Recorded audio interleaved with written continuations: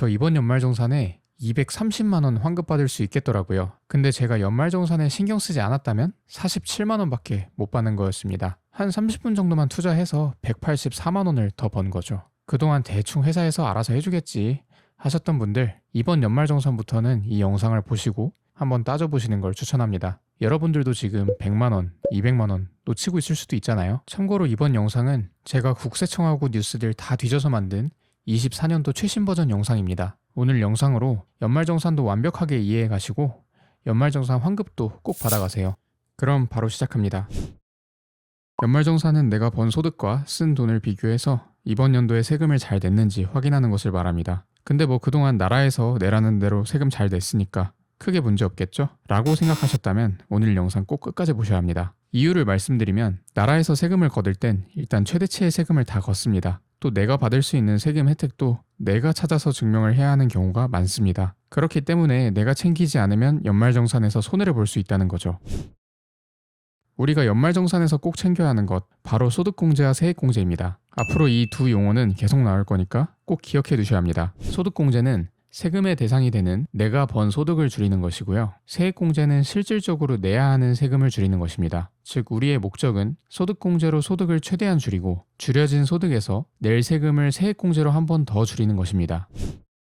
이 사진은 과세표준이라고 하는데요. 쉽게 설명해 드리면 버는 돈이 많아질수록 세금을 더 많이 내야 합니다. 자, 그런데 이 부분을 보실까요? 1,400만 원에서 5천만 원 이하는 15%의 세금을 내야 하는데 5천만 원에서 8,800만 원 사이에는 24%를 내야 하죠. 세율 차이가 꽤 납니다. 그런데 만약 내가 이번 연도에 소득공제 없이 5,100만 원의 소득이 있었다면 조금 억울하지만 24%에 해당하는 세금을 내야 하는 거죠. 하지만 소득공제를 단 100만 원이라도 한다면 소득은 5천만 원으로 잡히게 되어서 15%의 세율만 납부하면 되는 것이죠. 소득공제에서 가장 중요한 건 바로 이 세율입니다. 꼭 기억해 주세요. 우리가 소득공제를 받을 수 있는 모든 방법을 표로 정리했습니다. 제가 하나하나 다 설명해 드리고 싶지만 그러면 영상이 루즈해지니 많은 사람들이 해당되는 중요한 내용들만 설명해 드리겠습니다. 신용카드와 체크카드나 현금 영수증으로 사용한 금액은 모두 소득공제에 포함됩니다. 그렇지만 모두가 이 소득공제를 받을 수 있는 것은 아닌데요. 바로 내 총 급여액의 25%를 초과하는 금액부터 공제가 됩니다. 무슨 말이냐면 이번 연도 1,000만 원을 급여로 받았고 그중 600만 원을 소비했다고 볼게요. 이런 경우에는 25%인 250만 원까지는 소득공제를 받지 못하고 남은 350만 원에 대해서만 소득공제를 받을 수 있는 것이죠. 제가 말씀드리고 싶은 것은 바로 이겁니다. 총 급여액의 25%까지는 혜택을 많이 주는 신용카드가 유리합니다. 하지만 25%의 초과분부터는 체크카드나 현금 영수증이 공제율이 더 높기 때문에 유리하다는 겁니다. 최대 600만 원까지 소득공제를 받으실 수 있으니 내년에는 더 많은 돈을 환급받으실 수 있을 겁니다.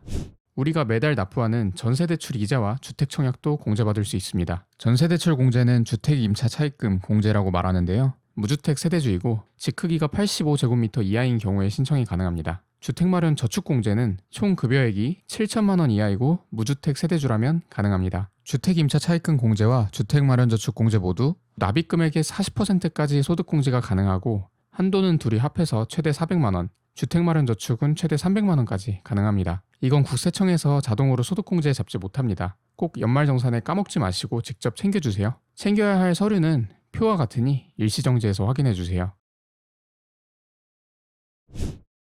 소득공제로 소득을 최대한 줄이셨나요? 이젠 진짜 낼 세금을 줄이는 단계인 세액공제를 다뤄볼 차례입니다. 연말정산에 있어서 가장 중요한 부분이니 집중해서 봐주세요.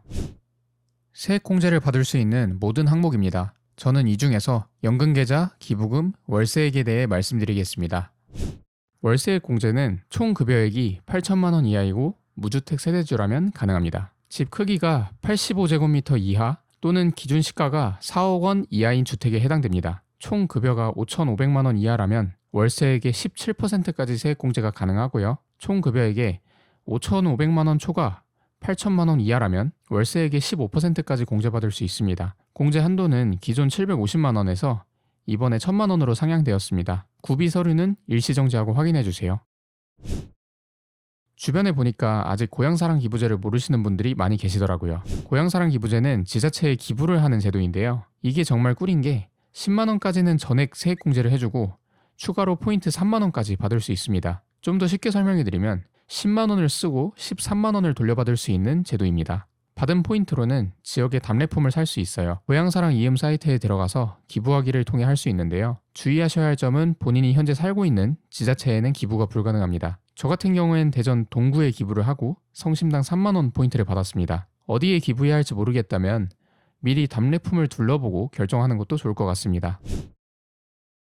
오늘의 마지막 꽃, 연금계좌 세액공제입니다. 일반적인 직장인이 세액공제를 가장 많이 받을 수 있는 파트고 안정적인 투자를 원하신다면 투자와 세액공제, 일석이조의 효과를 거둘 수 있습니다. 장기간 사용하지 않아도 되는 목돈을 가지고 계시다면 추천하지만 현금 흐름이 좀 불안정하시거나 곧 큰돈을 써야 할 일이 있다면 무작정 넣지 않는 것이 좋겠습니다. 왜냐하면 만 55세가 넘어야지 넣었던 돈을 수령할 수 있기 때문이죠. 총 급여가 5,500만원 이하라면 15%까지 세액공제가 가능하고요.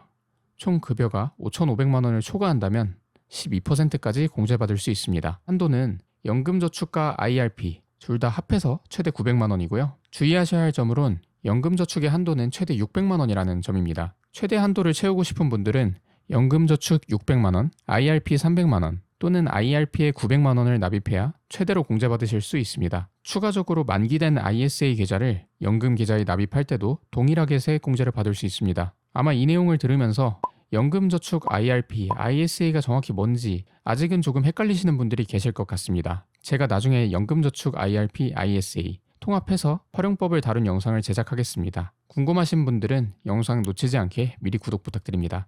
이번 연말정산은 13월에 월급날이 되시길 바랍니다. 오늘도 영상 시청해주셔서 감사합니다.